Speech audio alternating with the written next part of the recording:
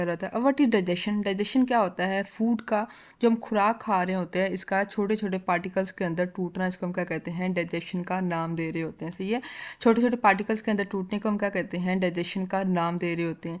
ये क्या होता है हमारी बॉडी के लिए? हमारी बॉडी के लिए, उसकी ग्रोथ के लिए, उसकी फंक्शनिंग के लिए, उसकी रिपेयर के लिए क्या होता है? बहुत इंपॉर्टेंट रोल प्ले कर रहा होता है। कैसे? ये जो हम खुराक खाते हैं उसके अंदर ज़्यादातर आपके पास क्या होता है? प्रोटीन मौजूद होता है, लिपिड्स मौजूद होते हैं, और आपके पास क्या होता है? कार्बोहाइड्रेट्स मौजूद होते हैं। लास्ट टॉपिक में हम लोग, लास्ट चैप्टर में हम लोग डिटेल के अंदर स्टडी करके आए थे। जो आपके पास प्रोटीन होते हैं वो आपके पास अमाइनो एसिड के अंदर टूटता है। जो आपके पास कार्बोहाइड्रेट्स होते हैं वो ग्लूकोज के अंदर टूटते हैं। जो लिपिड्स होते हैं वो आपके पास क्या होता है? वो ट्राइसाइल ग्लाइसरोल से मिलकर बनती है, तो वो फैटी एसिड और ग्लाइसरोल के अंदर क्या होते हैं? टूट रहे होते हैं। अगर ये टूटे ना, अगर हमारी बॉडी के अंदर डाइजेशन का प्रोसेस ना हो तो क्या होगा? हम सिंपली प्रोटीन तो खा रहे होंगे लेकिन वो हमारी बॉडी के अंदर जाकर अमाइनो एसिड के अंदर टूट नहीं रही होंगी। जब वो टूटेंगी नहीं तो वो हमारी बॉडी के अंदर सही से ऑब्जर्व नहीं होंगी। जब सही से ऑब्जर्व नहीं होंगी तो हमारी बॉडी के अंदर प्रोटीन्स की, कार्बोहाइड्रेट्स की, लिपिड्स की कमी होना स्टार्ट हो जाएगी। हमारी बॉडी के अंदर जो हमारे पास बॉडी के अंदर एसेंशियल न्यूट्रिएंट्स होते हैं उनकी कमी होना स्टार्ट हो जाएगी। इसके लिए क्या है कि जो हमारे पास एफिशिएंट डाइजेशन है, प्रॉपर डाइजेशन है, सही है, एक जो मोस्ट डाइजेशन वो क्या करती है? न्यूट्रिएंट की डेफिशिएंसी से बचाती है, हमारी बॉडी को मेटाबॉलिज्म के अंदर सपोर्ट करती है। मेटाबॉलिज्म के अंदर कैसे सपोर्ट करती है? अब जैसे हमने पढ़ा था कि आपका जो है, आपके पास कार्बोहाइड्रेट है वो ग्लूकोज के अंदर टूटता है। ये जो आपके पास कार्बोहाइड्रेट टूटती है ये क्या करती है? ग्लूकोज के अंदर टूटती है। अब ये जो ग्लूकोज है आपकी बॉडी के अंदर रिस्पायरेशन के अंदर इन्वॉल्व होता है। सही है, जो आपकी ग्लूकोज होती है वो टूट के आपके पास एनर्जी बना रही होती है, आपके बॉडी को एटीपी दे रही होती है। सही है, मेटाबॉलिज्म के अंदर सपोर्ट करता है, आपकी बॉडी के अंदर एनर्जी के लेवल को भी मेंटेन कर रहा होता है, एटीपी भी प्रोड्यूस करवा रहा होता है, जो आपकी लाइफ के लिए क्या है? वाइटल है, बहुत इंपॉर्टेंट है ये सब आपके लिए। अब हमने क्या करना है, हमारा जो डाइजेस्टिव सिस्टम है इसकी एनाटॉमी और इसकी फिजियोलॉजी को डिटेल से पूरे चैप्टर ही हमारा फिजियोलॉजी और एनाटॉमी के ऊपर है। सही है, एनाटॉमी क्या होता है? इंटरनल स्ट्रक्चर को स्टडी करने को एनाटॉमी कहते हैं, और उसके फंक्शन को स्टडी करने को हम क्या कहते हैं? फिजियोलॉजी का नाम देते हैं। तो हमने डाइजेस्टिव सिस्टम की अंदर से जो हम इंसान की बॉडी के अंदर पूरे का पूरा डाइजेस्टिव सिस्टम है उसको हमने स्टडी करना है, और कौन सा ऑर्गन कौन सा फंक्शन परफॉर्म कर रहा है उसको हमने डिटेल से स्टडी करना है। हाँ, अच्छा, अब हमने क्या करना है? इसकी एनाटॉमी के बारे में स्टडी करना है, एनाटॉमी इंटरनल स्ट्रक्चर के बारे में। ये जो हमारा डाइजेस्टिव सिस्टम होता है ये गैस्ट्रो इंटेस्टाइनल ट्रैक से मिलके बना होता है। गैस्ट्रो का मतलब होता है आपके पास स्टमक, और इंटेस्टाइनल का मतलब इंटेस्टाइन होता है। मतलब ऐसा ट्रैक होता है जो जहाँ पे हमारा स्टमक और इंटेस्टाइन क्या होते हैं? मौजूद होते हैं, कनेक्ट होते हैं। सही है, इसके अलावा एक्सेसरी डाइजेस्टिव ऑर्गन्स भी मौजूद होते हैं, जैसे हमारे पास ओरल कैविटी हो गया, फेरिंक्स हो गया, इसोफेगस हो गया, इसोफेगस हो गया। सही, ये सारे क्या है? हमारे एक्सेसरी डाइजेस्टिव ऑर्गन, ये भी प्रेजेंट होते हैं। ये जो हमारे पास जीआई ट्रैक है, अच्छा इसको हम डाइजेस्टिव ट्रैक भी बोल सकते हैं, जीआई ट्रैक का नाम भी दे सकते हैं। सही है, ये क्या होता है? एक कंटिन्यूस ट्यूब होती है, कहाँ से? माउथ से हमारे एनस तक मौजूद होती है। ये नीचे इन्होंने डायग्राम भी बनाई हुई है। ये हमारे, ये माउथ से स्टार्ट होके, ये क्या होती है? हमारे माउथ से स्टार्ट होके, या माउथ से स्टार्ट होके जहाँ से नीचे हमारे एनस तक क्या होती है? हमारे, यार, ये क्या होती है? हमारे एनस तक क्या होती है? ये पूरी की पूरी, ये जो आपको नज़र आ रही है ये है आपकी डाइजेस्टिव ट्रैक है। इसके अंदर आपको डिफरेंट ऑर्गन्स नज़र आ रहे हैं, टंग नज़र आ रहा है, फेरिंक्स नज़र आ रहा है, इसोफेगस नज़र आ रहा है, स्टमक है, पैंक्रियाज है, स्मॉल इंटेस्टाइन है, लार्ज इंटेस्टाइन है, ये आपके पास क्या है? फाइनली ये रेक्टम के ऊपर आके एंड हो गई। ये सारी क्या है आपके पास? जीआई ट्रैक है आपके पास। हमारे जो जीआई ट्रैक की जो सबसे पहला हमारे पास ऑर्गन है वो आपके पास है ओरल कैविटी। ओरल का मतलब क्या होता है? आप लोगों ने कभी वाइवा होना होता है, टेस्ट होना होता है, तो मैम कहती है मैंने ओरल टेस्ट लेना है, मतलब मुंह ज़ुबानी टेस्ट लेना है। ओरल का मतलब होता है मुंह, कैविटी का मतलब होता है खाली जगह। हमारे जो माउथ के अंदर, मुंह के अंदर जो खाली जगह होती है उसको हम क्या कहते हैं? होलो कैविटी कहते हैं। कैविटी होती है कहाँ प्रेजेंट होते हैं? Immediately after the opening of mouth. जैसे हम अपना मुंह खोलते हैं जो आपको अंदर खाली जगह नज़र आती है उसको हम क्या कहते हैं? उसको हम ओरल कैविटी कहते हैं। जो आपके लिप्स होते हैं ये आपकी ओरल कैविटी को इनक्लोज करते हैं। सही है, लिप क्या करते हैं? आपका जो मुंह मुंह है उसको क्या कर रहे होते हैं, बंद कर रहे होते हैं। ये किससे मिलके बने होते हैं, हाईली वेस्कुलराइज होते हैं, मतलब कि इसके अंदर बहुत ज़्यादा ब्लड वेसल्स मौजूद होती हैं। सर्दियों में जब आपके लिप्स ड्राई हो जाते हैं तो वहाँ पे ड्राई होते हैं तो हल्के से कट लग जाते हैं, जैसे ही कट लगता है वहाँ से खून निकलना, ब्लड निकलना स्टार्ट हो जाता है, सही है। तो वहाँ पे बहुत ज़्यादा ब्लड वेसल्स मौजूद होती हैं। इसके अलावा आपके पास स्केलेटल मसल्स मौजूद होते हैं with many sensory nerve ending, मतलब इसके पास बहुत ज़्यादा सेंसरी न्यूरॉन्स नर्व्स मौजूद होते हैं आपके लिप्स के अंदर। जैसे आप अपनी हाथ की 2 उंगलियां लें, उनको अपनी बाजू पे रखें तो आपको एक ही उंगली फील होगी, लेकिन जैसे आप अपने लिप्स पे रखते हैं तो आपको 2 अलग-अलग उंगलियां फील हो रही होती है, फिंगर्स फील होते हैं। क्यों? क्योंकि आपके जो लिप्स हैं वो बहुत ज़्यादा सेंसिटिव होते हैं, सही है। इसके बाद क्या होता है, लिप्स क्या करते हैं, आपकी फूड को बाहर आने से रोकते हैं जब आप खाने को चबा रहे होते हैं, सही है। इसके अलावा ये फोनेशन के अंदर, फोनेशन का मतलब होता है मॉडिफिकेशन ऑफ साउंड, डिफरेंट तरह के साउंड्स प्रोड्यूस करने में आपके लिप्स बहुत इंपॉर्टेंट रोल प्ले, डिफरेंट तरह के साउंड प्रोड्यूस करने में क्या होता है, आपके लिप्स बहुत इंपॉर्टेंट रोल प्ले कर रहे होते हैं। जैसे आप ABC पढ़ो तो आपके जो लिप्स की शेप है वो भी डिफरेंट हो रही है। ए पढ़ोगे तो वो B, C पढ़ोगे तो वो थोड़ी C टाइप O शेप हो जाएंगे, सही है। ये क्या होता है, आपकी जो लिप्स हैं वो क्या होते हैं, अपनी शेप को चेंज कर रहे होते हैं, डिफरेंट तरह की साउंड्स को प्रोड्यूस करने में हेल्प कर रहे होते हैं, सही है। अब हमने पढ़ना है आपकी ओरल कैविटी की फिजियोलॉजी पढ़नी है कि वो कौन से इंपॉर्टेंट फंक्शन परफॉर्म कर रही होती है आपकी ओरल कैविटी।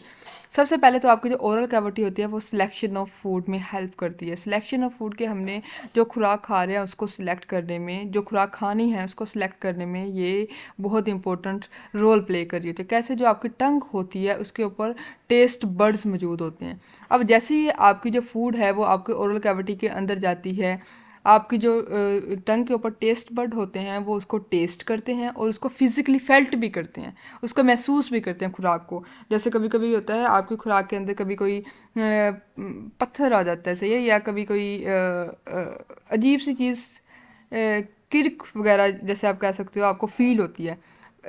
इसका मतलब क्या है कि आपकी जो खुराक है उसको फिजिकली फेल्ट किया जाता है। अगर उसका टेस्ट अच्छा नहीं है या उसके अंदर आपको कोई हार्ड ऑब्जेक्ट, बोन, कोई हड्डी वगैरह या डर्ट वगैरह, स्टोन वगैरह आपको फील होता है तो आप क्या करते हो, उसको रिजेक्ट कर देते हो, आप उसको मुंह से बाहर निकाल देते हो, सही है। एक तो आपकी टंग सिलेक्शन ऑफ फूड में इंपॉर्टेंट रोल प्ले करती है। दूसरा, आपको जो स्मेल है, आपका नोज़ है और जो आपकी आइज़ हैं, ये भी क्या करते हैं, बहुत इंपॉर्टेंट रोल प्ले कर रही होती है आपकी सिलेक्शन ऑफ फूड में। आप जब भी फूड खाते हो ना, सबसे ज़्यादा पहले उसको स्मेल करते हो, सबसे पहले उसको देखते हो। अगर आपको देखने में वो अच्छी लग रही है तभी आप खाते हो। पहले आप देखते हो फिर आप उसको स्मेल करते हो, सही है। अगर आपको वो थोड़ी अच्छी नहीं लग रही, उसकी स्मेल आपको ख़राब लग रही है तो क्या करते हो, आप उसको रिजेक्ट कर देते हो। तीसरी चीज़ आती है फिर आपकी टंग। फिर लास्ट में क्या करती है, आपके जो टेस्ट बड होते हैं वो फूड को सिलेक्ट करने में हेल्प कर रहे होते हैं, सही है। अब हमने पढ़ना है mechanical digestion of food. Mechanical का मतलब होता है जिसमें फोर्स लग रही होती है, सही है। मैकेनिकल डाइजेशन ऑफ फूड हमने पढ़ना है। इसमें क्या होता है, फोर्स के साथ आपकी फूड को तोड़ा जाता है। डाइजेशन मतलब छोटे पीसीस के अंदर तोड़ा जाता है, मैकेनिकल का मतलब होता है फोर्स के साथ। अब आपके मुंह के अंदर, ओरल कैविटी के अंदर फोर्स कौन लगा रहा था, आपके टीथ लगा रहे होते हैं, सही है। आपके टीथ क्या करते हैं, आपकी जो फूड है, जो आपने इंजेस्टेड फूड, आपने खुराक खाई है, उसको छोटे छोटे पीसीस के अंदर तोड़ते हैं। इस प्रोसेस को हम मेस्टिकेशन का नाम देते हैं या च्यूइंग का प्रोसेस, च्यूइंग प्रोसेस भी इसको कहते हैं, सही है। इसमें क्या किया जाता है, आपके फूड को तोड़ा जाता है, इसको मेस्टिकेशन का नाम देते हैं। इसके अलावा क्या करते हैं, हमारे पास ये जो आपके दांत होते हैं ये क्या करते हैं, आपकी लार्ज पार्टिकल ऑफ जो फूड होते हैं इसको स्मॉल पार्टिकल्स के अंदर क्या कर देते हैं, कन्वर्ट कर देते हैं। जैसे सपोज करो आप इतना बड़ा नवाला खा रहे हो, आपके टीथ क्या करते हैं, इसको छोटे छोटे नवालों के अंदर क्या करते हैं, छोटे छोटे पीसेस के अंदर क्या कर देते हैं, तोड़ देते हैं। इससे क्या होता है, एक तो ये इजीली हमारी ये जो हमारी GI ट्रैक है, गैस्ट्रो इंटेस्टाइनल ट्रैक है, डाइजेस्टिव ट्रैक है, वहाँ से इजीली पास हो जाएंगे, वहाँ पे स्टक नहीं होंगे। क्योंकि कभी कभी आप जब बड़ा नवाला खा लेते हो वो क्या करते हैं, आपके हलक के अंदर जाके अटक जाता है, सही है। तो अगर हम खुराक को अच्छे से चबा के खाएंगे तो उसके स्टक होने के चांसेस भी बहुत कम होते हैं। दूसरा क्या होता है, जो एंजाइम होते हैं वो छोटे पीसीस के ऊपर ज़्यादा अच्छे से एक्ट करते हैं as compare to the large pieces. कैसे, सपोज करो ये मैंने बड़ा पीस ड्रा किया है, ये एंजाइम क्या करेंगे, इसके ऊपर एक्ट करेंगे, बाहर बाहर से एक्ट कर देंगे, अंदर से क्या होगा, एंजाइम का एक्शन नहीं होगा। लेकिन अगर हम इसी खुराक को छोटे छोटे पीसीस के अंदर कन्वर्ट कर दे तो क्या होगा, हर जगह से एंजाइम अपने एक्शन को परफॉर्म करेगा। सही है। अब हमने पढ़ना है केमिकल डाइजेशन ऑफ फूड। पहले हमने मैकेनिकल डाइजेशन पढ़ा है, अब हमने पढ़ना है केमिकल डाइजेशन। केमिकल डाइजेशन में क्या होता है, केमिकल्स की मदद से फूड को तोड़ा जाता है। मैकेनिकल डाइजेशन में क्या होता है, फोर्स की मदद से फूड को तोड़ा जाता है। मैकेनिकल डाइजेशन के अंदर क्या होता है, केमिकल्स की मदद से फूड को तोड़ा जाता है। इसमें क्या किया जाता है, जैसे ही हम खुराक को चबाना स्टार्ट करते हैं, च्यूइंग का प्रोसेस स्टार्ट होता है, आपकी जो सलेवरी ग्लैंड्स है वो सलाइवा, जिसको सलाइवा को क्या करते हैं, सिक्रीट करना स्टार्ट कर देते हैं। से जैसे आप खुराक को तोड़ना स्टार्ट करते हो, च्यूइंग का प्रोसेस स्टार्ट होता है, आपके जो सलेवरी ग्लैंड्स हैं वो क्या करते हैं, सलाइवा रिलीज़ करते हैं। वो सलाइवा क्या करते हैं, एक तो वो आपके फूड को सॉफ्ट कर देता है। सही है, आपके फूड को सॉफ्ट कर देता है ताकि वो इजीली हमारे यहाँ से फेरिंक्स से ओरल कैविटी से इजीली पास हो जाए, कहीं पे अटक ना जाए। सही है। इसके बाद जो आपकी पैलेट होती है, पैलेट आपकी ये जो साइड के ये क्या होता है, आपका जो रूफ होता है ना, टंग के ऊपर जो एरिया होता है उसको हम रूफ कहते हैं, उसको हम पैलेट का नाम देते हैं। टंग और जो आपके चीक्स हैं, अब ये एक पूरा बॉक्स बन गया। ये क्या करता है, जो हम खुराक चबा रहे हैं उसको सलाइवा के साथ मिक्स करने में इम्पोर्टेंट रोल प्ले कर रहा होता है। अब जो हमारे पास सलाइवरी ग्लैंड्स हैं, ये हमारे पास पेयर्स की फॉर्म में मौजूद होते हैं। 3 पेयर्स होते हैं, मतलब हमारे पास 6 सलाइवरी ग्लैंड्स मौजूद होते हैं हमारे माउथ के ओरल कैविटी के रीजन के अंदर। सबसे पहले हमारे पास सबलिंगुअल ग्लैंड। लिंगुअल ग्लैंड कहाँ प्रेजेंट होता है, बिलो द टंग। हमारी ज़ुबान के नीचे क्या होता है, आपने फील भी किया होगा, आपकी टंग के नीचे से सलाइवा रिलीज़ हो रहा है। सही है, ये कौन रिलीज़ कर रहा है, सबलिंगुअल ग्लैंड्स रिलीज़ कर रहे हैं। इसके बाद है सब मैक्सिलरी ग्लैंड। ये कहाँ मौजूद होते हैं, बिहाइंड द जास। जा के क्या होता है, आपके जो जबड़े हैं उसके पीछे क्या होता है, आपके सब मैक्सिलरी ग्लैंड मौजूद होते हैं। एक है लास्ट वाला है पैरोटिड ग्लैंड। पैरोटिड क्या होता है, ये आपका ये वाला पोर्शन है ना, इस पोर्शन के अंदर ये वाला जो पोर्शन, एक सेकंड में कलर चेंज करती हूँ।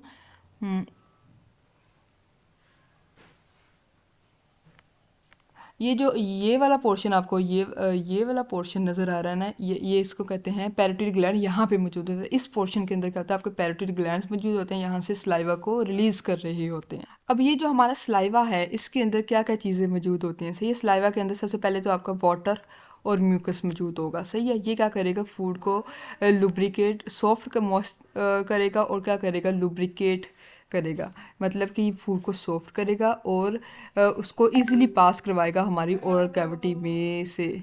इसके बाद इसके अंदर क्या होता है, आपके पास बाइकार्बोनेट आयंस मौजूद होते हैं, थायोसाइनाइट आयंस मौजूद होते हैं। इसके अलावा इसके अंदर स्लेवरी अमाइलेज मौजूद होता है। ये जो आपके पास 4 चीज़ें मैंने बताई हैं, water and mucus, bicarbonate ion, thiocyanate ion और स्लेवरी अमाइलेज, ये क्या करते हैं, ये डिफरेंट फंक्शंस परफॉर्म कर रहे होते हैं। सही है। अच्छा, फंक्शन इसका सबसे पहले जो वाटर और म्यूकस का मैं पहले भी बता के आई हूँ, ये फूड को सॉफ्ट करते हैं और लुब्रिकेट, हमारे दांतों के, ये क्या करते हैं, फ्रिक्शन को कम कर देते हैं। खुराक और हमारे टीथ के दरमियान जो फ्रिक्शन हो रही होती है इसको कम कर देते हैं। इसके बाद जो बाइकार्बोनेट आयन है, इसको हम HCO3 -P इसको हम लिख सकते हैं। अपने केमिस्ट्री के अंदर डिटेल से केमिकल फार्मूलाज वगैरह पढ़े होंगे। सही, ये क्या करता है, ये हमारी ओरल कैविटी के अंदर जो केमिकल्स होते हैं उनको बफर करने में बहुत इंपॉर्टेंट रोल प्ले करता है। बफर का मतलब आपने केमिस्ट्री के अंदर पढ़ा होगा, बफर्स ये क्या करते हैं, पीएच को मेंटेन करके रखते हैं। सही, ये क्या करता है, बाइकार्बोनेट आयन हमारे जो माउथ के अंदर, ओरल कैविटी के अंदर जो केमिकल्स होते हैं उनकी पीएच को मेंटेन करके रखता है। ना वो ज़रूरत से ज़्यादा होने देता है पीएच को, ना उसको एसिडिक करता है, ना उसको एल्कलाइन करता है, उसको नॉर्मल पीएच पे क्या करता है, मेंटेन करके रखता है। इसके बाद आपके पास है थायोसाइनेट आयन। थायोसाइनेट आयन क्या करते हैं, आपकी जो फूड के अंदर माइक्रो ऑर्गेनिजम्स होते हैं, खुराक खाते हो उसके अंदर जो माइक्रो ऑर्गेनिजम्स वगैरह होते हैं उसको क्या करते हैं, उसको किल करने में बहुत इंपॉर्टेंट रोल प्ले कर रहे होते हैं।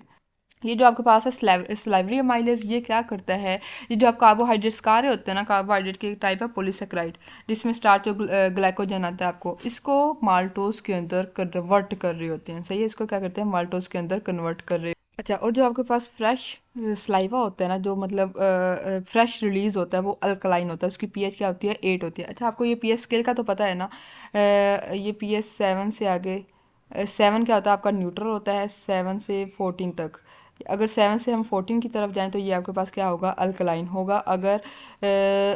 अगर 7 से 0 की तरफ जाएंगे तो ये क्या होगा, आपके पास एसिडिक होता है। तो जो आपके पास फ्रेश सलाइवा की पीएच होती है वो 7 से आगे मतलब 8 है, 8 अल्कलाइन है तो अल्कलाइन होती है। फिर ये क्या करती है, CO2 को रिलीज़ करती है, CO2 को लॉस कर देती है। जैसे हमारे पास बाइकार्बोनेटाइन है, मैंने बोला था इसमें क्या होता है, SCO3 माइनस होता है। ये क्या करता है, CO2 को रिलीज़ कर देता है और ये जो पीएच है इसको 6 पे ले आता है। 7 से कम जो 6 होती है वो स्लाइटली एसिडिक होती है, सही है, 6 पे ले आता है। और ये क्या होती है, आपकी जो फ्रेश सलाइवा उसकी पीएच क्या होती है, 6 पीएच होती है। उसकी पीएच क्या होती है, आपके पास 6 होती है। अच्छा, इस इन सारे प्रोसेस के बाद जो आपका वो जो बना है, जो आपका मांस बना है, खुराक का जो अपन फूड मास खाया था वो बना है, उसको हम क्या कहते हैं, बोलस का नाम देते हैं। ये आपके पास डेफिनेशन आ सकती है, जो after the mechanical and chemical digestive process in the oral cavity, जो आपके पास फूड मास बना है इसको हम क्या कहते हैं, बोलस का नाम देते हैं। यहीं तक हमारा लेक्चर था। इंशाल्लाह से कल हम फेरिंग स्टार्ट करेंगे अपना अगला टॉपिक। अल्लाह हाफिज़।